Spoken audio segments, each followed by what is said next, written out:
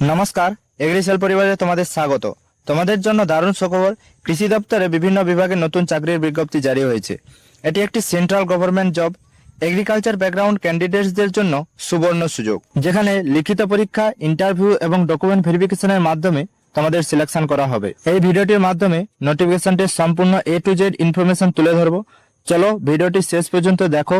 যদি ভিডিওটি তোমাদের ইনফরমেটিভ মনে হয় তাহলে সাবস্ক্রাইব করে বন্ধুদের মধ্যে শেয়ার করে দিও। এখানে তোমাদের কি কি পোস্ট রয়েছে, 3000-এরও বেশি আলাদা আলাদা পোস্ট রয়েছে।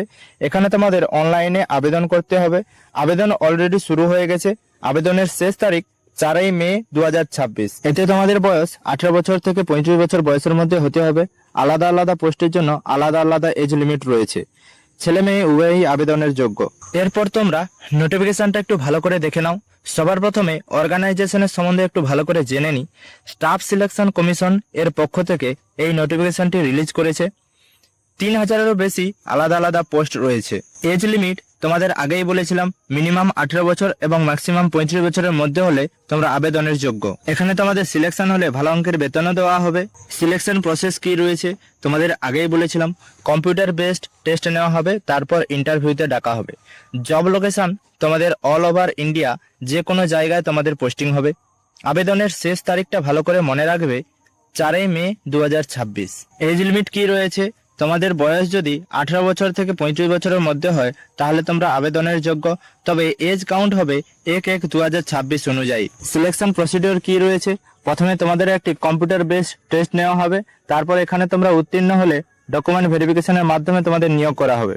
আবেদন মূল্য তোমাদের কি থাকছে, জেনারেল ক্যান্ডিডেটসদের জন্য 100 টাকা এবং SC ST PWD ওমেন্সদের জন্য কোনো আবেদন মূল্য লাগছে না। কি যোগ্যতার প্রয়োজন আছে, এখানে বিভিন্ন পোস্ট অনুযায়ী আলাদা আলাদা এসেনশিয়াল কোয়ালিফিকেশন রয়েছে। ইম্পর্টেন্ট ডেটস গুলো একটু ভালো করে দেখে নাও।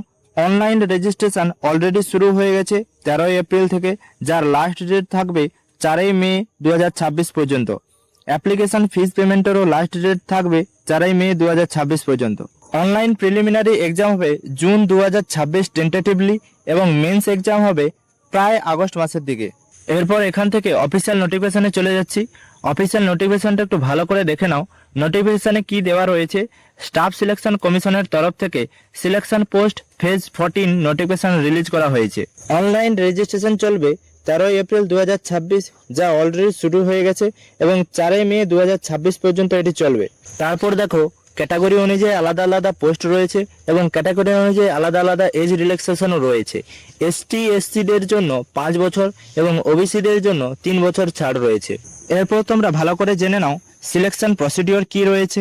তোমাদের একটি অবজেক্টিভ টাইপ এক্সাম হবে, যেখানে GI থাকবে 25টি question 50 number 15 minute, general awareness থাকবে 25টি কোয়েশ্চেন 50 নাম্বার 15 মিনিট, এবং কোয়ান্ট থাকবে 25টি কোয়েশ্চেন 50 নাম্বার 15 মিনিট, রিজনিং থাকবে 25টি কোয়েশ্চেন 50 নাম্বার 15 মিনিট।